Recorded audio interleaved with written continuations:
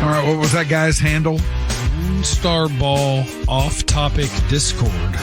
One of the Lone Star Ball off-topic Discord? Yeah. Is that what it was? Mm-hmm. Do you know him, Shoopy? Probably. That looks like some of your doing there. Yeah. I'm a fan of the Lone Star Ball off-topic Discord. Okay. Yeah. All right. They're good people. What about it? Yeah. You got a problem with that, Mike? No, Yeah, what no, the hell? I just... Something you want to say, bro? No, not at all. You wanna step Not to at this? all. I'll step to this. You want to go? I'll step to this and give him a big hearty salute.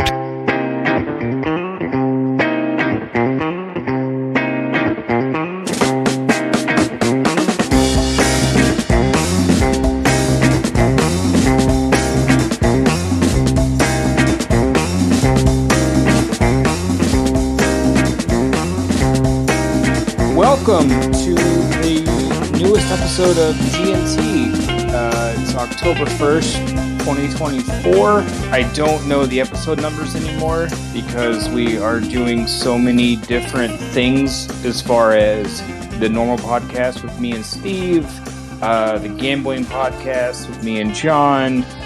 We just dropped a new episode. If you haven't heard it yet, please go listen to it on YouTube.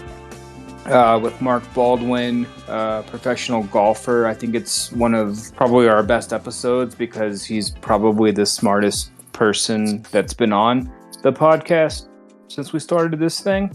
Hey, don't sell yourself short there, buddy. Well, I mean, you know, Notre Dame grads.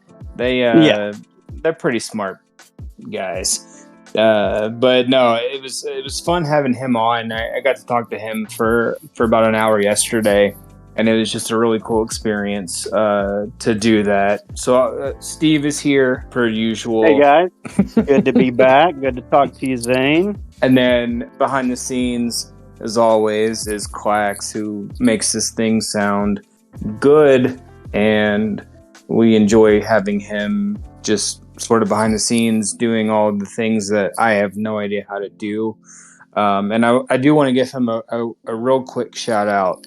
I have been talking about buying a new Apple TV for the last, 3 or 4 years. And he told me which one to buy, and I just never got it. And so when I got home tonight from our boys' football practice, there's an Apple TV on my front porch. Wow. So I am finally in like 2018, which is great. But so yeah, I'm not going to label these things anymore as episode numbers. We're just going to flow with it, just because we do so many different things. I think this is number 4 for DNT proper without your, all your Correct. other offshoots that you're doing. Yeah, so this will be GNT proper number 4. Maybe we can get like proper number 12 whiskey to sponsor us or something. I don't know, but yeah. So this is our 4th one. I think it's our 7th or 8th one total.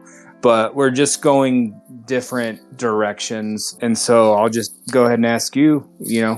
What's going on, buddy? Well, I actually have a question for you because, listen, Zane said he's become quite the prolific podcaster these last couple of weeks. I think he's doing one about every 3 hours or so now throughout the night. It's quite impressive. The man doesn't sleep. But yeah, like you said, you had an interview with an actual professional. Was it Tom Kite? You say or Tom Kite? Yeah, was that on The Simpsons with the putting? Was it Tom Kite putting? I think that's what it was. Yeah. No, so yeah, I think from time to time, and I happen to have met a person named Ryan who is in the golfing world on a very small scale as far as what he covers. And so I was lucky enough to meet him back, I think in like maybe February or March of this year. And through that, I was able to meet an actual professional golfer named Mark Baldwin. And so that's the last episode that we've put out on our feed. And it's just really fun to get to do that. I think it's just one of those things where we're not going to do golf, every time we have a guest person on. I know golf is a very small market for a lot of people, and they probably don't care about golf as much as I do. But Steve, you watch a lot of sports. You may not watch a lot of golf, but I pretty much consume. I think the best way to say it is that I just like to watch live television. So whether it's the debate, I think there's a VP debate on tonight, which I'm not watching, but if there's anything that's live, I prefer to watch that as opposed to scripted things most of the time. Drama, scripted show. Yeah.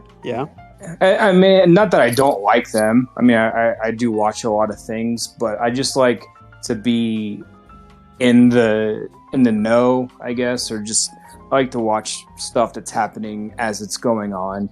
Like today, I'm watching CNN during the day as I'm working, and I'm seeing the Iran-Israel deal happening. So like on Thursdays and Fridays during the day, I'll have golf on my television. Mark is just a guy who plays golf for a living, and I think he's 41, and he's been playing professional golf for like damn near 20 years. And no one's ever heard of him. Yeah, what level is he playing on? Like, is he would he be in something like the Byron Nelson? So he has played in a handful of PGA events. That's the ones that are on TV on like Saturday and Sunday.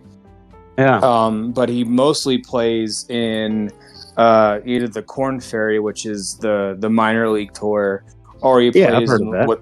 it used to be called the Nationwide. Before that, something else. But he also plays in mini tours around the country. He's from Arizona. He lives in Arizona now. He's not from there, but that's where he lives currently. He plays in a bunch of mini tours as well, but he has been able to make enough money, I guess, to keep chasing that dream. Again, he's 41, so he's not making a ton of money, but he's making enough money to keep playing golf. And I think that's kind of what I wanted to. In the last podcast we dropped, I wanted to at least touch on that because I think it's one of those things when my kids are 7. I think everybody has a dream of playing professional sports, whatever sport it is, golf, tennis, soccer, football, baseball. We all have that dream. But I think at some point we all realize we're never going to actually play professionally. Like we're not going to play in college, but playing professionally and supporting a family. He's got a couple of kids at home and a wife. He's able to at least make it work for him. And I think it's just a fun thing to be able to talk to somebody that does that. He's not making $20 million a year on the NFL roster, but he makes enough to keep pursuing a dream that we all had at some point growing up. No, that is cool. He's out there. He's hustling. He's making it work. Yeah, and I mean, it's pressure every day. I mean, you and I go into the office, every day and work, and there's not really a bunch of pressure on us. We have to do what we have to do and get our, tasks done, things like that. But he has to, there's a 12-foot putt on 18 that you have to make to make money, and it's just one of those things. It's hard. It would be like your boss coming in and say, "Hey Zane, here's a project. I've also given this project to 17 other people, and if you turn in the best one, then I'm going to give you a $40,000 bonus. If you don't get paid this week." Exactly, that is some high stakes living there, but no, you got to respect that guy chasing his dream and like you said, at least making it work. And it's also it's a sport. Like the sport of golf is a thing that I play golf during the months I can play here in Colorado. I try and play once a week, once every 2 weeks at least. And I'm a decent golfer, but the difference between me and him is just it's a huge like goalie, I guess, between like what I can do and what he can do, and then going from right, and then but going from him to somebody on tour like Scotty Scheffler or whoever else you want to mention on the PGA Tour. I mean, the difference between those two, like somebody like Tom Kite, like the difference between them is just it's incredible. And like you would watch him play golf and you would go, "This is the best golfer I've ever seen play in my life." Right. And he can't be on the PGA Tour every weekend because it's damn near impossible to do it. Sure. But anyway, the part I listened to sounded great, and he is a very interesting guy. I would recommend everybody run out and listen to that when you get a chance. And I must say, I think Zane is a budding interviewer there. Pretty smooth. I'm getting better at it. It just takes time. I do enjoy doing it, and I think we're going to have Ryan, who is the guy who covers the smaller tours, come on in the next week or so and do a podcast with us. So we're going to try and get more interviews. Like I said, they won't all be golf related, I promise. Maybe Steve has some connections to other professionals in their sports. Probably not, though, because probably not anymore. No. But no, it's a fun thing, and I think it's just a different sort of avenue for us to go down and just get different people on and get their thoughts on things and talk about stuff that maybe you and I wouldn't talk about normally. So it's just fun. So all of that said, I want to jump straight into college football. We had Georgia-Bama this weekend. What a fucking game that was. Did you watch it? Unfortunately, I had strangely enough, a work emergency on a Saturday night. We're doing production at where I work, so sure. I'm doing all the digital stuff, so I could jump on my computer, but I was kind of half watching it. I did see Bama build the giant lead. I didn't see much of the Georgia comeback. So Bama goes up 28-0 in the first half, and I think it ended up like 30-something to 6. At like 31-6 maybe at halftime, whatever it was, and the game was over. The game was over. Georgia had no hope, and then of course they throw a bomb for a touchdown, and then they kick off, and the very next play, Bama scores a 75-yard touchdown. Yeah. They threw a bomb to take the lead. Right. I believe they took a 2-point lead, right? Yeah. And then Bama comes right back down the very next play. I think it's always funny when I'm watching games and, I've got some life experience at least where you always hear the people like, I think the Chiefs last year won the Super Bowl and we're like, no one believed in us and, we're the underdogs. And you're like, you were the betting favorite the entire season. What that is?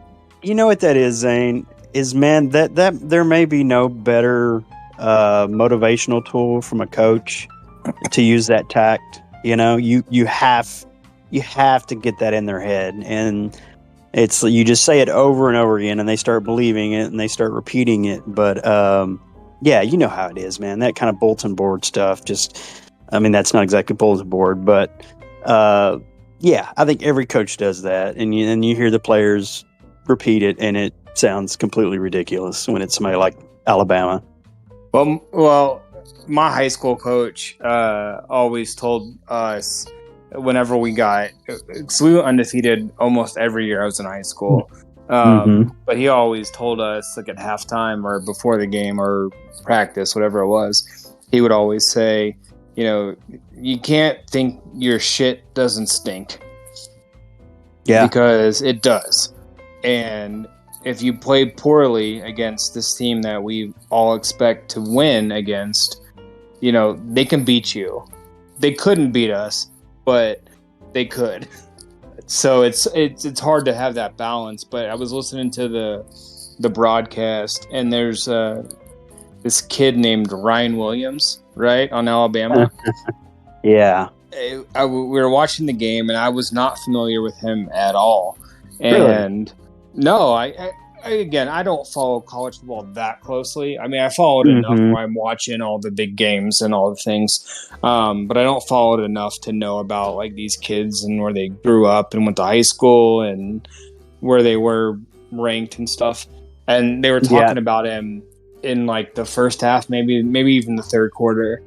But they were talking about him. He had gone to the team, and he was the third team wide receiver. And they were like, we're not sure if you're going to play this year or, be impactful or anything. And then they show a stat on the bottom of the screen as they're talking about this. And it said he is the number 3 recruit, not for wide receiver, but number 3 recruit in America last year. He was a massive recruit. Texas was in on this. At one point, it looked like he was going to go to Texas. But, yeah, those kind of look like generational dudes. And you get them in, and some work out, and some don't. But so far, that guy looks like the real deal. And you haven't even brought up the most interesting point.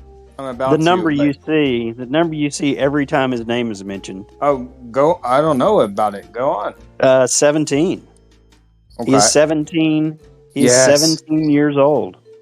So let me get back to this thought real quick. Yeah.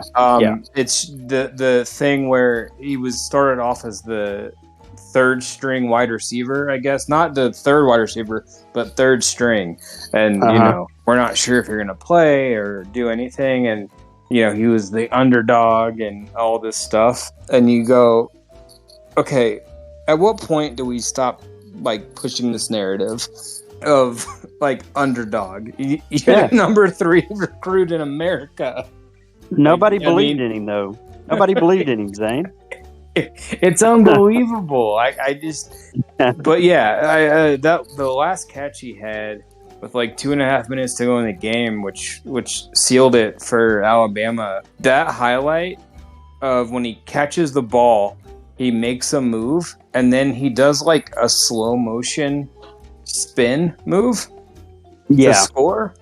It doesn't make any sense to me. It looked like he made a move in the air while he caught that ball to avoid the first guy. And then he's going down the field. He has 2 people coming to him, kind of at a point. Left turn.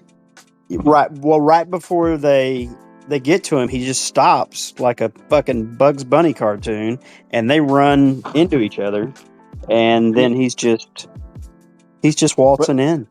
That spin was like slow motion. How I've never had that much control over my body before, where I could just do that on command. And it makes no sense that this kid, he skipped his senior year of high school to go play college, which I know it's a thing that's been happening the last few years. I think it's probably NIL driven, but also I think with quarterbacks especially, you want to get them into the system and learn all the things. He moved in slow motion and it just runs it into the end zone. And you're like, what the fuck is this? And then they're like, yeah, he's 17.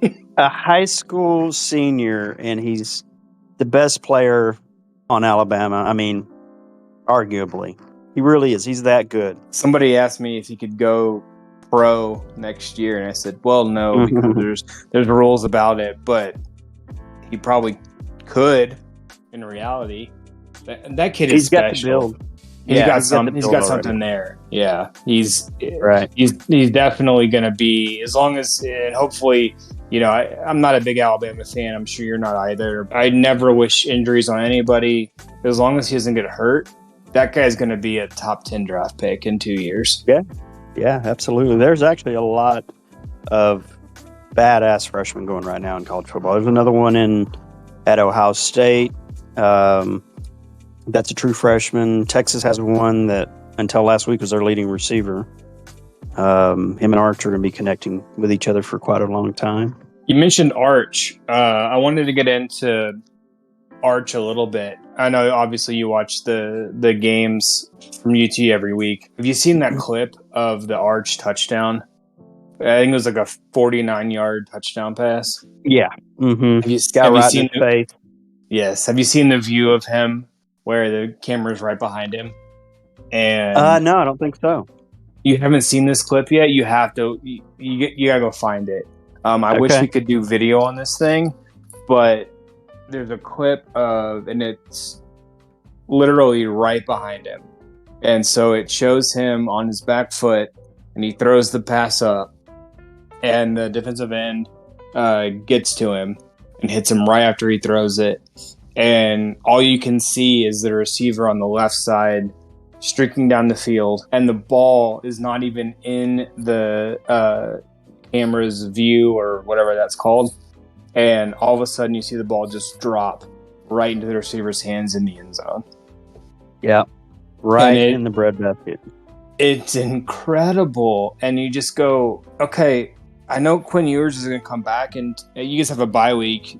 This is UT. You have a bye week this week, but in 2 weeks you play Oklahoma, and I know Quinn Ewers is the guy. He's the starter, but at the same time, holy shit, you guys have another one. It's unbelievable. Yeah. Man, I told you last week, I was talking about Arch and his first start, and he put up some really gaudy numbers, but the in-between of all the big plays when he was just running the offense, you could tell it was moving too fast for him. He looked shaky, wasn't accurate. I think he completed like 50% of his passes. Part of that had to do with Sark had him airing it out all night, which is right now his best trait. But this week, he was incredible.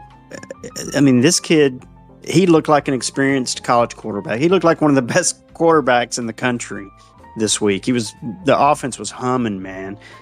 He was finding his guys. He was going to second and third reads. His accuracy was there. His deep ball, like I said, is already elite. You saw one of them, but shit, he's probably got 4 of those now this year. So, he's a great prospect, and he has a cool name. And the week before, I was like, okay, that's really neat tricks. The guy's running 20 miles an hour for a touchdown. This week, he looked like a real quarterback. And I mean, I'm serious. I was blown away, man.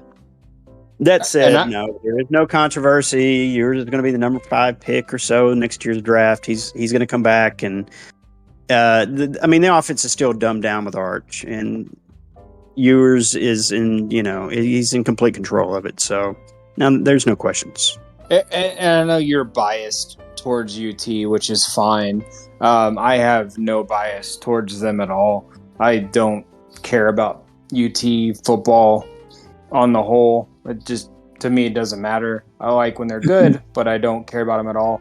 Watching him play and watching UT play, I don't know how Alabama is number 1 in the AP now, because UT has they have 2 quarterbacks that are better than like anyone's number 1 quarterback. Yeah, well, you can't play them both at the same time, but maybe we could. They could throw it to each other. It'd be awesome. Just throw it back and forth. No, I absolutely knew that the winner of that Georgia-Bama game would be number 1, and I'm fine with it, man. I think I said something about this last week. I like how those polls they used to be so static, and to lose your position, you would have to lose a game, but now they're taking into account, if you look like shit one week, we're going to knock you down, and if you show out, we're going to bring you up. And that's really cool. And also the rankings don't mean as much, at least to the SEC teams. I guess they do to the ones that are trying to get in 5th and 6th in the playoffs. But it's a neat thing. But, yeah, it doesn't mean much at this point to Texas. Yeah, also, I mean, shit, it's a way for at least the coach to put something on the bulletin board, and say, hey, they think you're number 2 now. You were number 1, now you're number 2. Do something about it.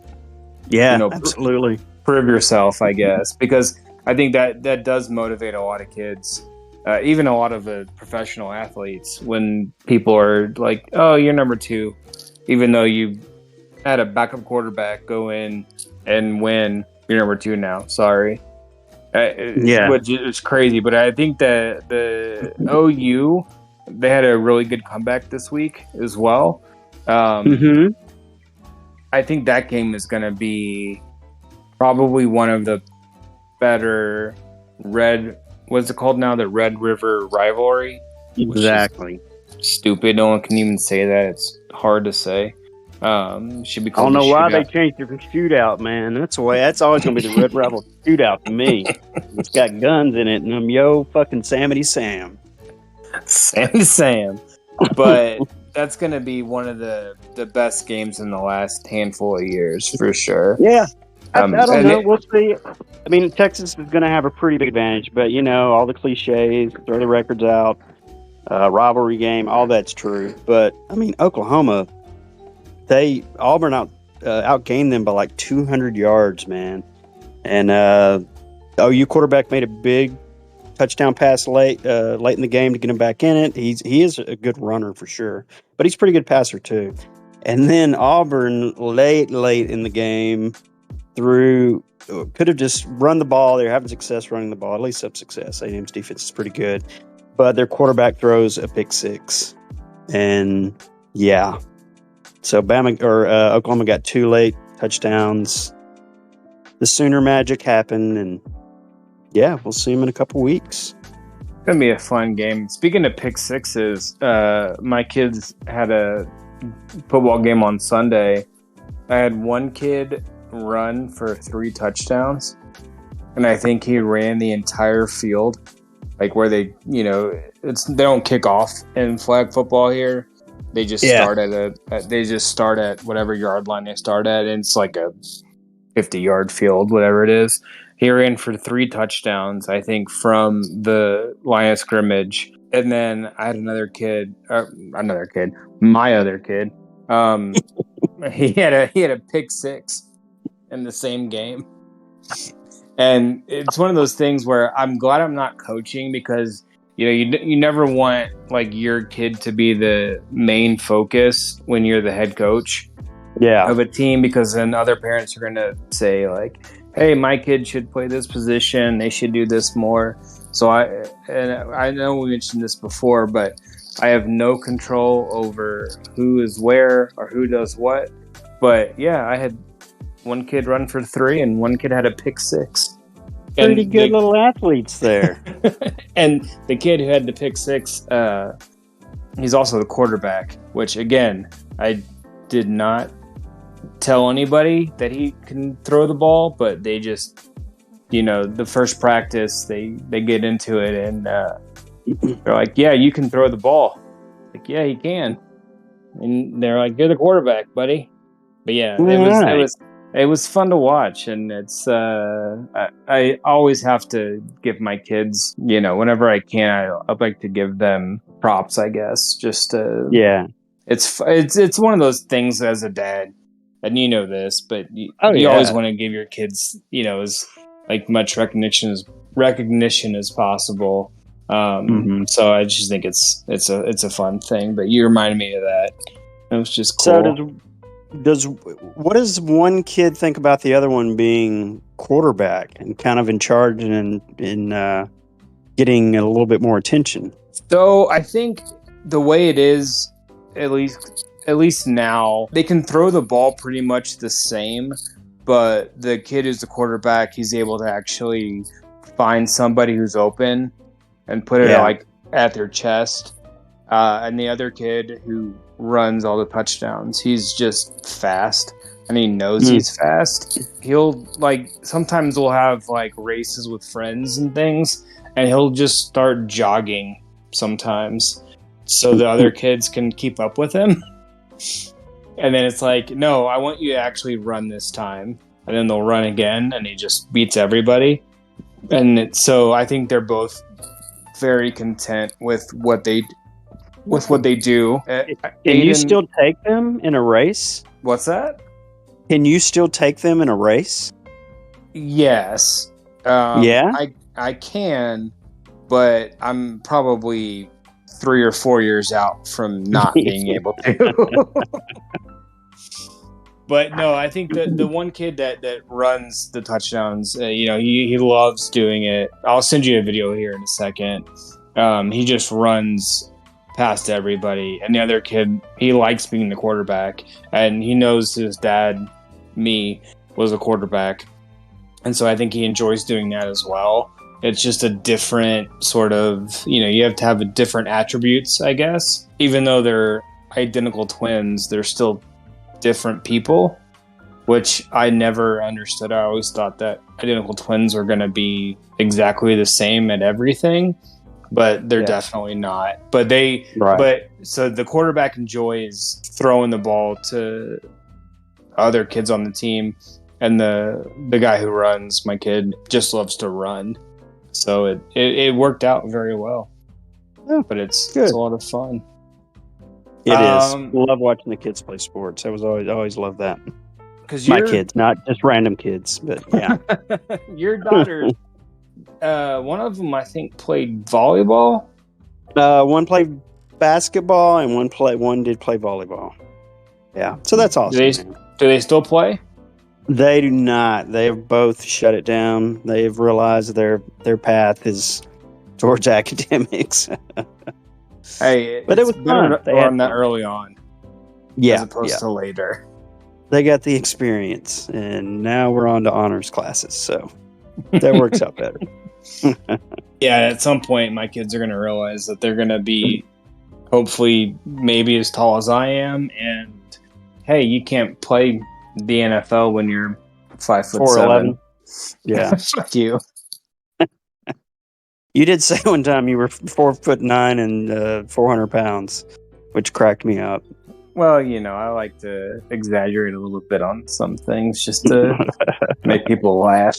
Before we get away from college football, I did want to bring up a game that was very interesting, just historically and how it all shook out. But SMU absolutely destroying Florida State. Which the craziest thing about it is it wasn't a surprise. Like, if you would have said that last October that SMU was going to beat their doors off and it would be pretty much expected, you would have never believed it. But they were picked to win, but they beat the bejesus out of them, man. And they got Louisville this week, so that's interesting test, an actual ranked team. So, yay SMU. Remind me, is FSU's coach, is this his first year there or second year? I know he's early. Yeah. No, this is his probably third. Because he took him to he had him undefeated last year, well into the, they got ripped off, I guess, and didn't make the playoffs undefeated, remember? Oh, yeah, that was him. That's right. Yeah. They are so that was him. He's been building it up. Yeah, man. It's way beyond the quarterback, too. It's so...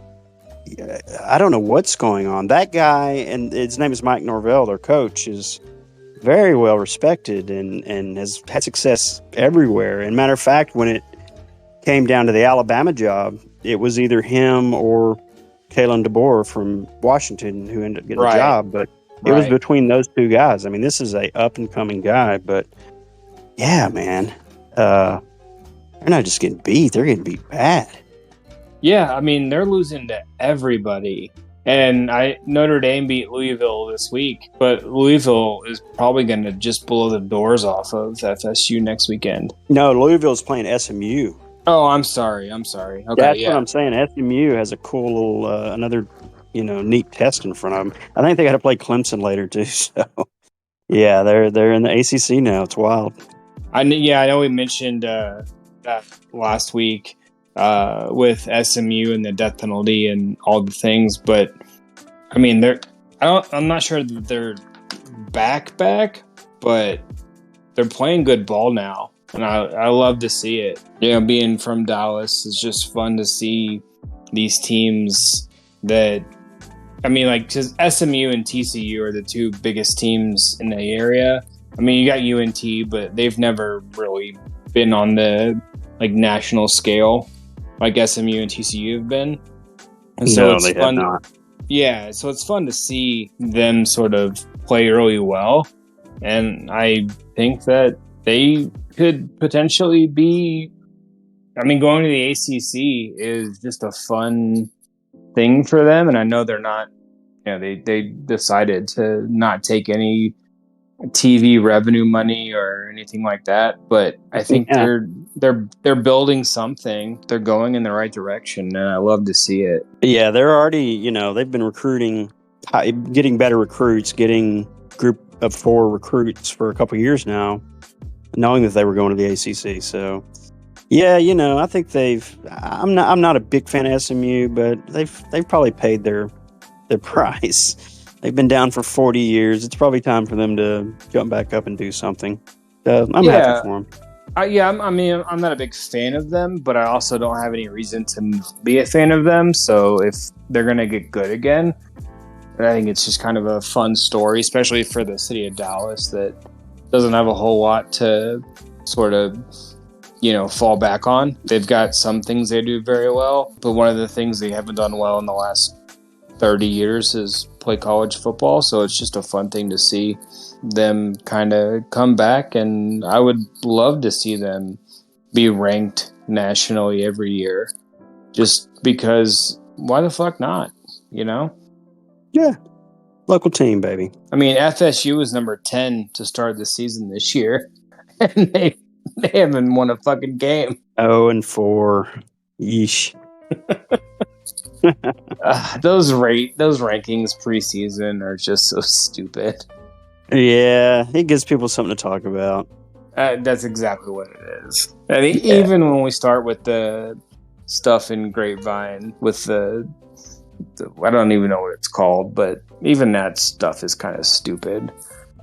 Just give me the final ranking at the end of the year and go from there. Because, when you're flipping through the TV on Saturday morning, or you're trying to place bets and stuff, I always want to see, the ranked teams versus the ranked teams, but sometimes the ranked teams just suck. And so it's you want to watch that game because it's 2 ranked teams, but one of them might not be any good. Yeah, so not that great. Yeah, but SMU, go get it. NFL, I don't have a whole lot on the NFL this week, other than the fact that I'm not sure who's good in the NFL this year. I know who's bad, but I don't know who's good. Well, there's 2 undefeated teams, and I know that one of them is a really good football team, and I'm not sure it's the Kansas City Chiefs. I think it's the Minnesota Vikings. I think they're for real, man. I think they've got all the pieces. We'll see if Darnold can hold it together, but that defense is the truth. And you got Justin Jefferson, you got Aaron Jones looking like he's 25 again. That's a good team. Chiefs, that offense hasn't been right for a year, and now they lose Rashee Rice. Their number 1 receiver, I guess, is Xavier Worthy. I think so, which is insane. So that's. I don't know what to think about them. They were able to scrape by all last year and win the Super Bowl, but it's unlikely you're going to do that again. One thing we do have to talk about is freaking Jaden Daniels in Washington. Have you been keeping up what he's doing? What's going on with Jaden Daniels? Well, he doesn't throw incompletions. Right. They went about 2.5 games without punting.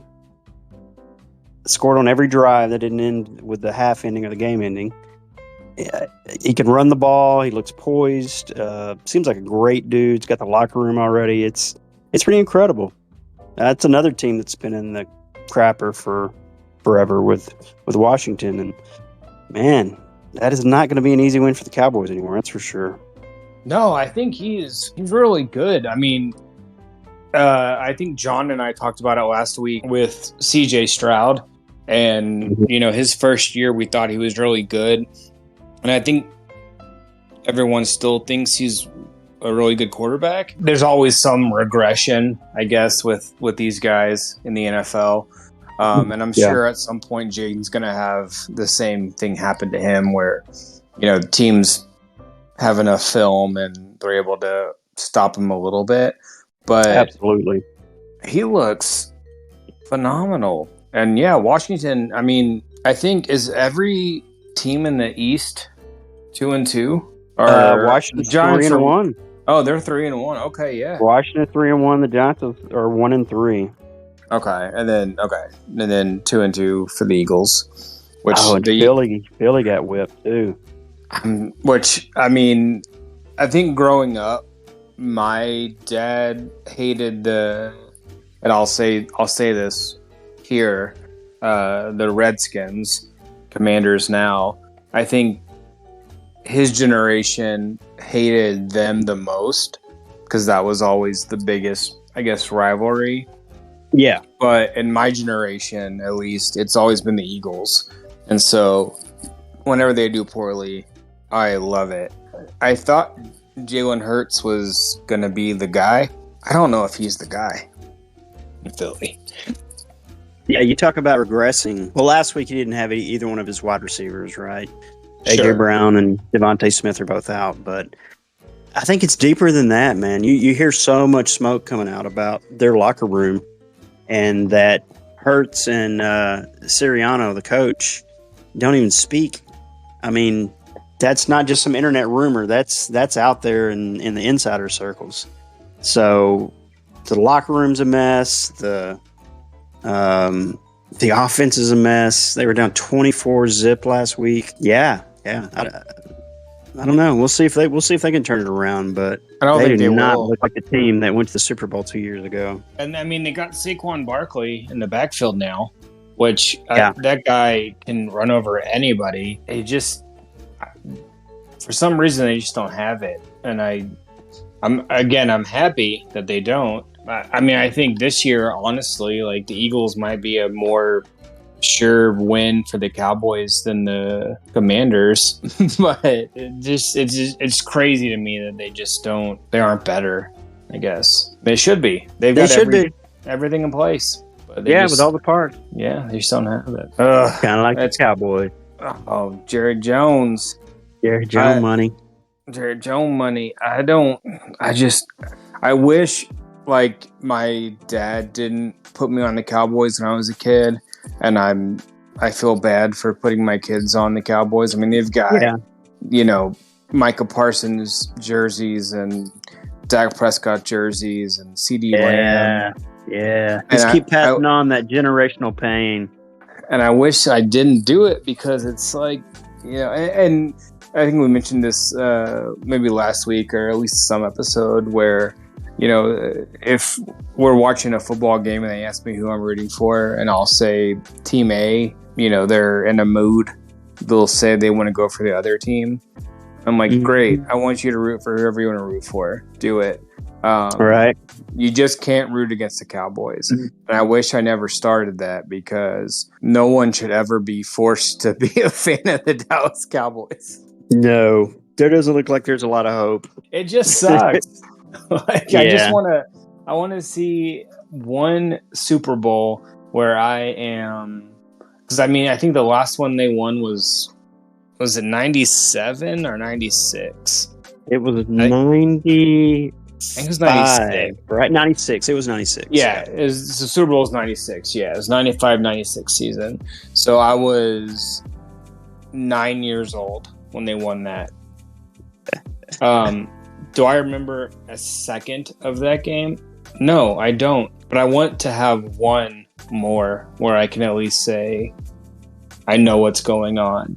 And I want them to at least experience it. Again, they were 6 last year when the Rangers won the World Series.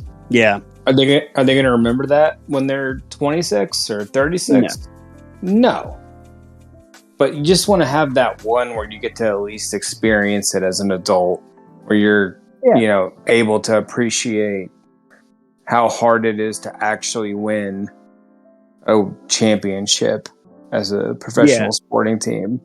And it just seems like it's pretty common with dads that raise their sons to be sports fans. That is the ultimate goal to get to, is to experience that championship together, But that would have been possible if you'd have picked a different franchise for him, though, Zane. Well, I should have been a Patriots fan, I guess. Right. Or Chiefs now, maybe. It's funny that you say the Chiefs. So my kids also have Kelsey and Mahomes jerseys. And so when my parents were here, one day they wore the Kelsey and Mahomes jersey. My dad was like, what are they wearing? And I said, this is the most popular team for like most kids in America right now. Like, my kids aren't Chiefs fans, but they are Mahomes and Kelsey fans because that's what they see on TV every weekend. Yeah. And so I'm not gonna my dad never probably bought me any jersey that wasn't a Cowboy when I was growing up. But if our kids are like, hey, I want to get a Mahomes jersey, it's like, yeah, I don't care. We're not Chiefs fans. We're Cowboys fans. But that's what kids, that's who they root for now.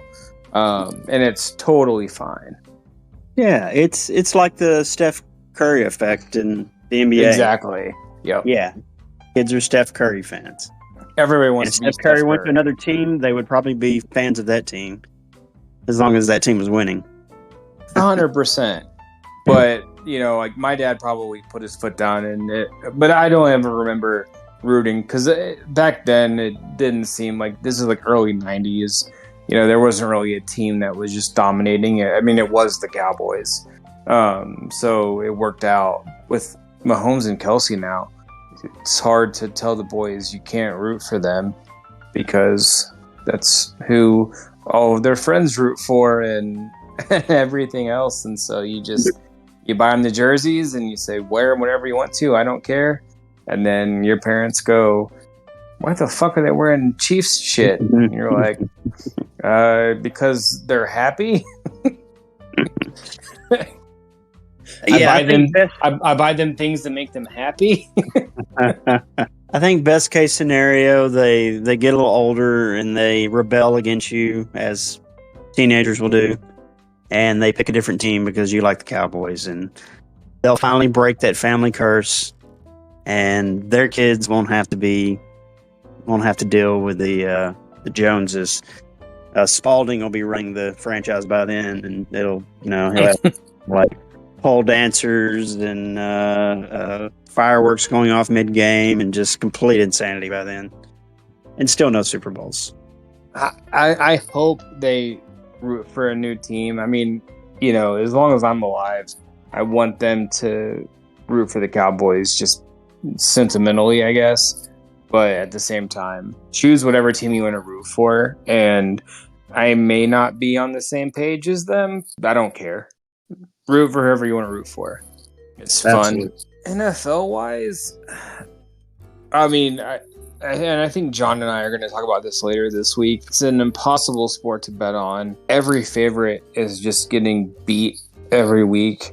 It's tough. But as far as actual games go, I don't think I have anything else to talk about other than the fact that I can't get over having 2 weeks in a row of doubleheader Monday Night Football games.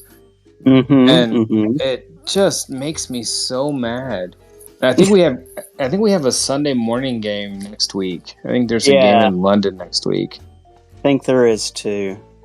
That's the reaction that I hear from just about everybody. They have such strong opinions on the double Monday night games, and the emotion I hear most is that it's like anger. And I don't really get it, because it's like more football and stuff. And if one of the games ends up being shit, then you got the other game. Yeah, because the first game last night was terrible. And as soon as game number 2 started, you turn that game on. And again, I don't complain about more football ever. I just don't know why we have back-to-back weeks of doubleheader Monday Night Football. Yeah. I'm not sure. That's all.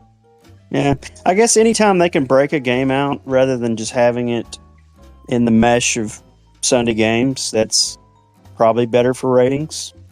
Probably more money for them, which is, that's what it's always about, which is fine. They give us a good product. Hey, I don't know if you've heard, but money plays a major factor in a lot of different things. Hear about that? I've heard that. I wasn't sure if it was true or not, but I think it might be true. I'm starting to get suspicious that it might be. But I think, so next Sunday, I believe we have our first I know we had Brazil earlier, but that was a same-ish time zone as the States. But I love the Sunday morning game. I'm sure the teams don't like doing it. You know, my kids in the morning on Sundays will wake up and they've got a little play loft area upstairs that they play in the mornings, and they have a YouTube TV show they watch or whatever. And so I can watch football for a couple of hours before they come down and bug me for food and, you know, to entertain them, and before their football games are going on that day, because that we play on Sundays because it's Colorado and nobody gives football a shit here. Yeah, but I can actually watch a game like by myself, which doesn't happen very often. So it's for me, I enjoy it. I know it's usually like the Jaguars, I think, and that sucks because it's a shit franchise. But I'm at least happy that that's back now, just because I can kind of watch it in peace for a little bit, which is good. Anything else NFL wise you got? We're a month in. Things are starting to shake out a little bit. Probably doesn't mean much first quarter, but yeah. Isn't it crazy how we watch, or we wait for like 7 months for football to come back, and then all of a sudden we're already 4 weeks in. I know it, dude. It does fly by. It's like I think somebody on the hard line said that today. How much longer was August than September? September has just flown by, dude. Yeah, once the season starts, it ends immediately, and you're like, where did the time go? And you have no idea. Yeah, I know. I hate the summer now because there's no football on, and that's my number one sport. I just love it, and I love all the sports, but not like football. It's just a different beast. Oh yeah. And I think the country agrees with you. And all of our friends are pretty much into it in the same way. And, you know, just can't wait. And that first weekend kickoff is our Christmas, basically. You know, we love Christmas. We love watching our kids open their presents and all that. But, I mean, that's our Christmas.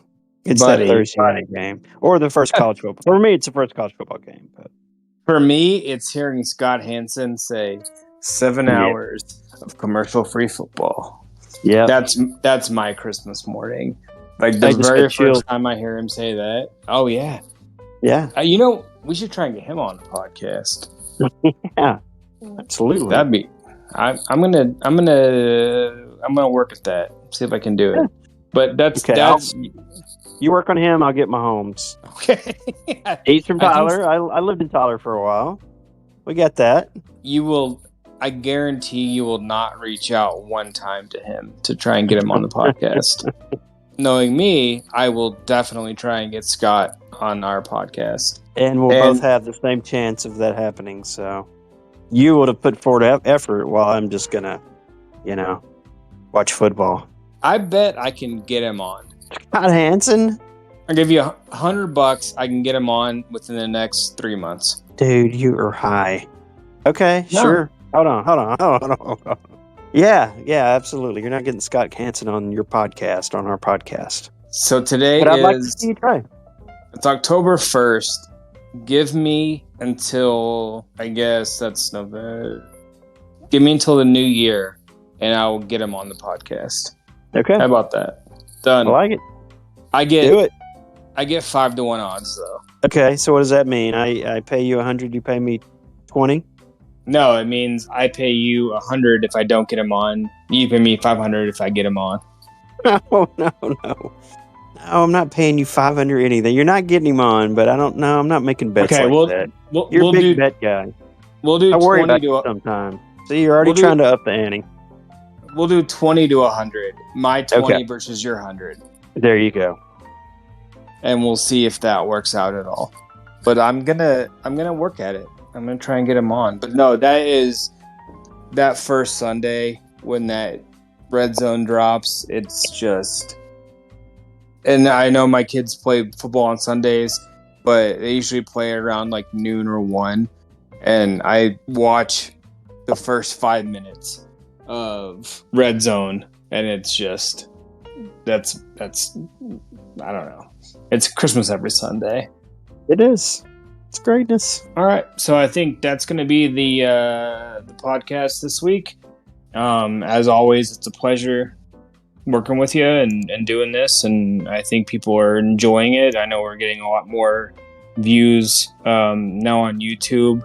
It's been great.